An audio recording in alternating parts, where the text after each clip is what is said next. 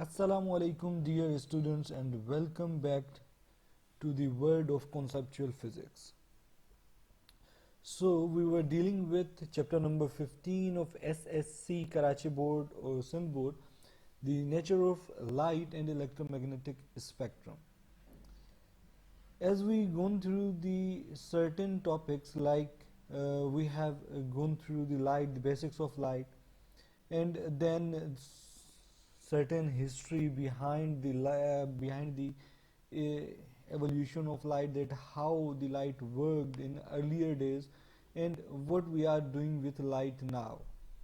We have gone through the certain theories like Newton corpuscular theory, Huygens theory. I have told you about quantum theory of light and told you that now we can say light comprises of dual nature. We can say that it is wave nature, or sometimes it behaves like a particle. Today we are going for a new topic, that is dispersion of light. As I have written in my slides, that splitting of white light into different constituent colors is known as dispersion. Like if you are visualizing certain white light or white bulb, or you can say the light of sun, you feel it is white in color. Basically it is not white, it is constituent of thousands of millions of colors. बहुत सारे colours का amalgam है जो हमें एक साथ दिख रहा होता है, that is basically a white light. It comprises of thousands and millions of colors. But in simplicity, we recognize 7 colors that are known as VIBGYOR, that is violet, indigo, blue, green, yellow, orange, and red. We recognize on the basic symptoms that these 7 colors are more visualizing to anyone than any other color. इसके अलावा जो colours होते हैं वो इन्हीं के shades में पाए जाते हैं. शेड्स होते हैं बहुत सारे, जैसे कि मैंने आपको बताया कि हर वेव की यानी कि हर कलर की अलग वेवलेंथ होती है. And what the wavelength is, तो हमने बात की थी कि दो क्रस्ट या दो ट्रफ के दरमियान का जो डिस्टेंस होगा that is known as wavelength, जैसे कि आपको डायग्राम में नजर आ रहा है. तो वेवलेंथ अगर डिफरेंट होती है तो फ्रीक्वेंसी भी डिफरेंट होगी. हमने पिछले लेक्चर में ये बात देखी थी. अगर वेवलेंथ छोटी होती है तो फ्रीक्वेंसी ज़्यादा होगी, अगर फ्रीक्वेंसी कम होती है तो दैट्स मीन वेवलेंथ इसकी ज़्यादा होगी. वेवलेंथ और फ्रीक्वेंसी दोनों इनवर्सली प्रोपोर्शनल हैं एक दूसरे के. सो डिस्पर्जन पे आते हैं दोबारा. वाइट लाइट का स्प्लिट होना, टूटना, इसके अपने कंस्टिट्यूएंट कलर्स में, that is known as dispersion. ये डिफरेंट कलर हमें नजर क्यों आते हैं? As I told you कि speed of light in a normal vacuum or air is 3 exponent 8 metre पर सेकेंड. 3 exponent 8 मीटर का सफ़र 1 सेकेंड में तय करते हैं if the light is in air or if it is in vacuum. दोनों जगह पे इनकी जो रफ्तार होगी दैट इज 3 exponent 8 मीटर पर second. But when ever it इंटर्स certain denser object, किसी भी डेंसर ऑब्जेक्ट में इंटर होते हैं, किसी ग्लास में इंटर होते हैं या किसी और फील्ड में इंटर होते हैं, तो that might change their velocities. उन कलर्स की, डिफरेंट कलर्स की डिफरेंट वेलोसिटीज को चेंज कर सकते हैं. तो जब भी वाइट लाइट एक प्रिज्म, ग्लास प्रिज्म, एक ग्लास का आपका छोटा सा ऑप्टिकल इंस्ट्रूमेंट होता है that is known as prism. आपने देखा भी होगा. प्रिज्म की डेफिनेशन हमारे पास क्या होती है? इट इज अ ग्लास और a plastic material that has two rectangular, two triangular and 3 rectangular shapes, जिसकी 3 शेप, 3 साइड्स जो हैं वो रेक्टेंगुलर शेप की होती हैं and 2 sides are of triangular shape. इसकी कुछ तख्लीक, कुछ बनावट इस तरीके की होती है. देन जब भी वाइट लाइट इसमें इंटर होगी, we know that the medium in which the light travels is normally or air. Air में आ रही है. Then if there is certain medium, like let suppose यहाँ पे मैंने प्रिज्म रख दिया that is made up of glass और प्लास्टिक. तो अब एक मीडियम से दूसरे मीडियम की तरफ आ रही है. यहाँ पे एयर में तो इसकी लाइट 3 exponent 8 है, सारे कलर्स एक ही रफ्तार में आ रहे हैं. लेकिन जैसे ही इस मीडियम में इंटर होंगे, तो मैंने आपको कहा कि मीडियम चेंज होने से इनकी रफ्तार, जितने भी कलर्स होंगे उनकी रफ्तार, उनकी वेलोसिटी में चेंजेस आ जाएगी. जब वेलोसिटी में चेंजेस आती है तो डिफरेंट तरीके से ये डिस्पर्स हो जाते हैं. एक रेड कलर जो है आपको ऊपर नजर आएगा एंड व्योलेट आपको नॉर्मली नीचे नजर आएगा.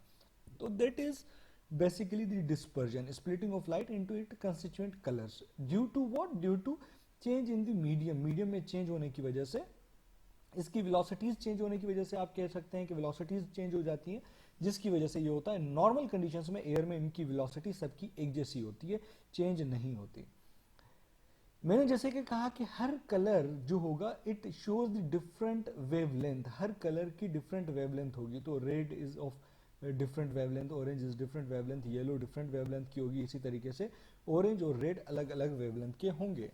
यहाँ पे आपको एक चीज नजर होगी आ रही होगी कि the violet colour is dispersed greater than that of red. Red में जो डिस्पर्जन हुई है, रेड में जो थोड़ी सी चेंजेस आई है, थोड़ा सा बेंड हुआ है, वो कम है बहुत बेंडिंग ऑफ वॉयलेट से. वॉयलेट में बेंडिंग बहुत ज्यादा आई है, जबकि रेड पे बेंडिंग कम आई है. यहाँ से एक जगह से दूसरी जगह पर मीडियम में जाते हुए बेंडिंग होती है लाइट, लेकिन बेंड कुछ कम हो रहा है, कहीं पे ज्यादा हो रहा है. It depends on wavelength. जिसकी वेवलेंथ कम होगी उसमें बेंडिंग ज्यादा होगी, इस वजह से वॉयलेट में बेंडिंग ज्यादा हुई है, ज्यादा नीचे की तरफ आ गया. इसी तरीके से जिसकी वेवलेंथ ज्यादा होगी उसमें बेंडिंग कम होगी. That's mean red is of highest wavelength in this 7 colours and violet is of smallest wavelength. Smallest wavelength जो है वॉयलेट की होती है और ग्रेटेस्ट वेवलेंथ जो है दैट इज ऑफ रेड. इसी तरीके से अगर मैं कहूं कि वॉयलेट सबसे वेवलेंथ में कम और रेड सबसे ज्यादा है, तो फ्रीक्वेंसी वॉयलेट की सबसे ज्यादा होगी और रेड की सबसे कम होगी, वाइस वर्सा. वेवलेंथ कम है तो फ्रीक्वेंसी ज्यादा होगी, रेड में वेवलेंथ ज्यादा है तो फ्रीक्वेंसी कम हो जाएगी. ये दोनों चीजें आपने नोटिस करनी है, आपने देखना है. तो आपको ये डिफरेंट कलर नजर क्यों आ रहे हैं? एक और सवाल आ जाता है आपके पास, why we can visualize this different colours. मैंने देखने का फिनोमेना आपको इससे पहले बताया था. What the phenomena of vision is basically कि कोई भी लाइट जब आकर किसी ऑब्जेक्ट से टकराती है, टकराने के बाद वो रिफ्लेक्ट बैक होकर जब हमारी आंखों तक लाइट पड़ती है, we can visualize that object. अगर मुझे ये बॉक्स जो है, ये बॉक्स रेड नजर आ रहा है, दैट्स मीन कि यहां से red colour is reflecting into my I. Red colour यहां से टकराने के बाद मेरी आंखों तक पहुंच रहा है. इसकी प्रॉपर्टीज कुछ ऐसी हैं कि बाकी के जितने भी millions of thousands of colours हैं, he can it can absorb that colours. ये वो सारे के सारे कलर्स जो हैं वो एब्जॉर्ब कर रहा है.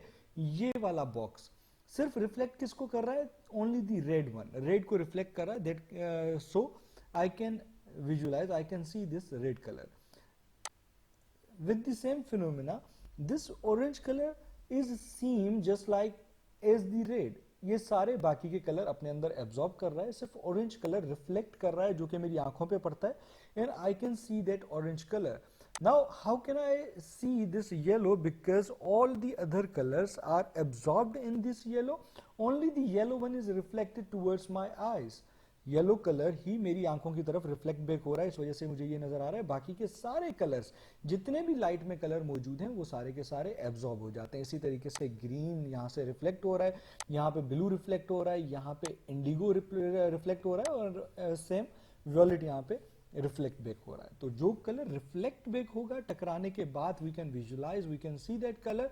All the other colours are absorbed in that body. इस वजह से मुझे नजर नहीं आ रहा. अगर सारे के सारे कलर मुझे नजर आते, अगर सारे के सारे कलर मुझे नजर आते, तो मैंने आपको कहा था combination of these all colours makes a white light. तो मुझे यहाँ पे क्या नजर आता? व्हाइट नजर आता.